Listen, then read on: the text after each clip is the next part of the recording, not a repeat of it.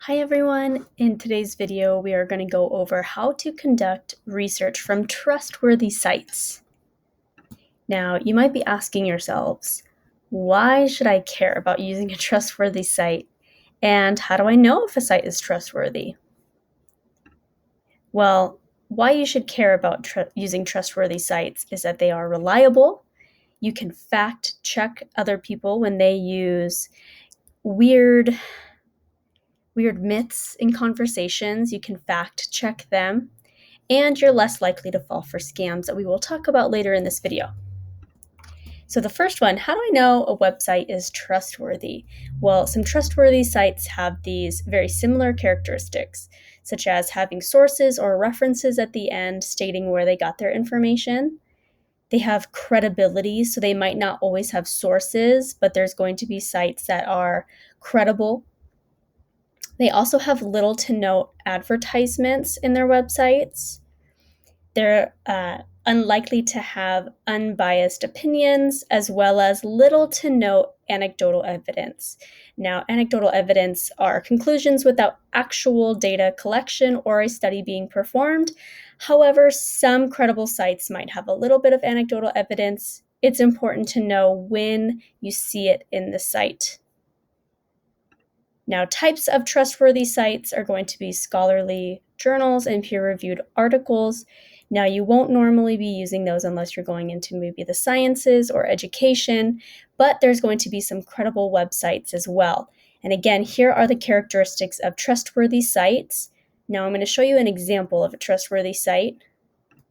The first one is going to be this peer-reviewed article, scholarly article. They're going to have very similar characteristics just within themselves, like having the authors at the top, a brief overview of the research and what they found, methods, and this one's pretty short. It's also going to have references right here on the third and the fourth pages stating where they got their information.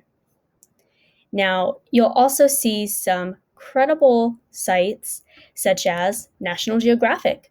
This is absolutely a credible site, even though it's not going to be a scholarly article or a peer-reviewed article. And you might also have heard of, or maybe your parents use, the New York Times. Now, this type of paper is going to be very credible.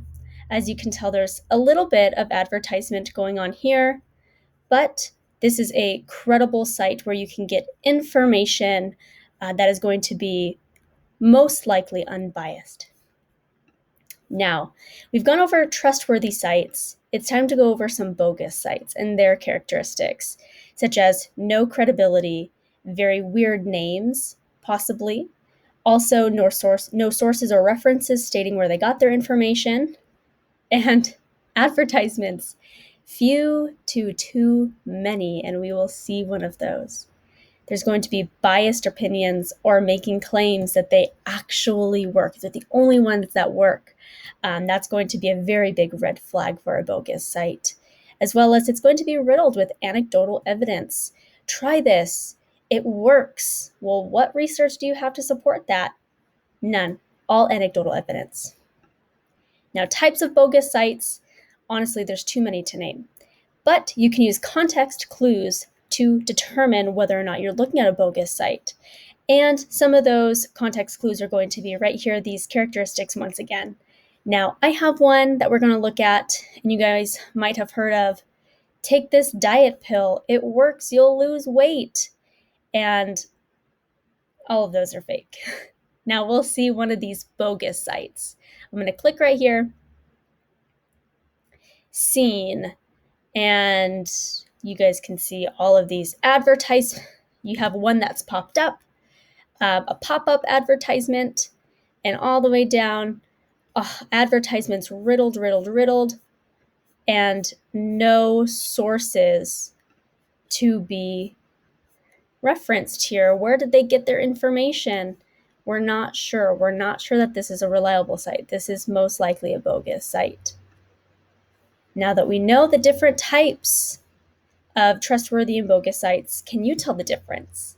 Now you're going to check your understanding by completing our Google Forms quiz in Google Classroom.